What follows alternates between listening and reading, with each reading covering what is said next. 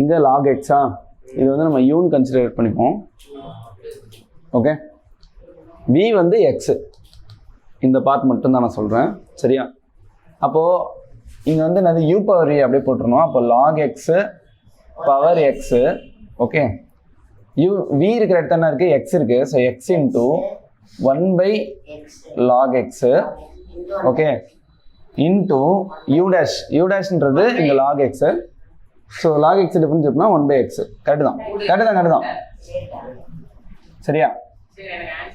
Plus v dash வந்து என்னன்னா நமக்கு v வந்து x இல்லை 1, ஏன்னா v டிஃபரன்ஷியேட் பண்ணால் 1 இன்ட்டு log u. அப்போ log x. இதுதான் நம்மளுடைய ஃபர்ஸ்ட் பார்ட்டோடைய டிஃபரன்சியேஷன். செகண்ட் பார்ட்டோட டிஃபரன்சியேஷன் எப்படி இருக்குன்னா x power log x. Okay, அதுக்கப்புறமேல நம்மளுடைய v என்னதுங்க log x. அப்போ log x அப்படி இருக்கும் இன்ட்டு u டேஷ்ன்றது uன்றது நமக்கு x பை x. அப்புறம் v டேஷ் என்னது? v டேஷ்ன்றது v வந்து நமக்கு logன்னு சூஸ் பண்ணியிருக்கோமா? So 1/x into log x.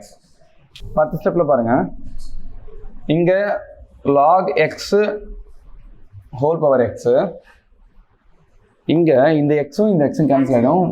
உள்ள வந்து 1/log x plus log x அப்படின்னு வரும். சரியா? ப்ளஸ் இங்கே வந்து x பவர் log x. சரியா? இங்கே வந்து log x by x, இங்கே log x by x, ரெண்டு log x இருக்கு, log x by x இருக்கு. ஸோ ரெண்டுத்தையும் ஆட் பண்ணோம்னா 2 log x by xன்னு வரும். ஸோ இப்போ நம்ம என்ன பண்ண போகிறோம் அப்படின்னா எல்சிஎம் எடுக்க போகிறோம். அப்போ எல்சிஎம் எடுத்தோன்னா என்ன வரும் அப்படின்னா log x the whole power x. Okay, இங்கே எல்சிஎம் எடுத்தோன்னா 1 + log x log of log x by log x வந்துடும். இங்கே x power log x by x into 2 log x வரும். So we know that a power m by a power n can be written as a power m minus n. So a power m by a power n வந்து a power m minus n. அப்போ இங்கே என்ன வரும்னா log a power sum m by log a power sum n இருக்குன்னா இங்கே என்ன வரும்?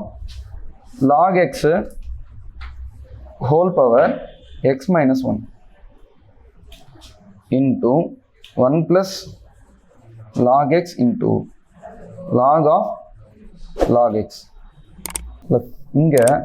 இங்கே பேஸ் காமன் பவர் வந்து நம்ம என்ன பண்ணலாம்? சப்ராக்ட் பண்ணிக்கலாம், சின்ஸ் இது வந்து டிவிஷனில் இருக்கிறதுனால. அப்போ இங்கே என்ன வரும்? x power log x minus 1 correct into 2 log x. இது y டேஷ்.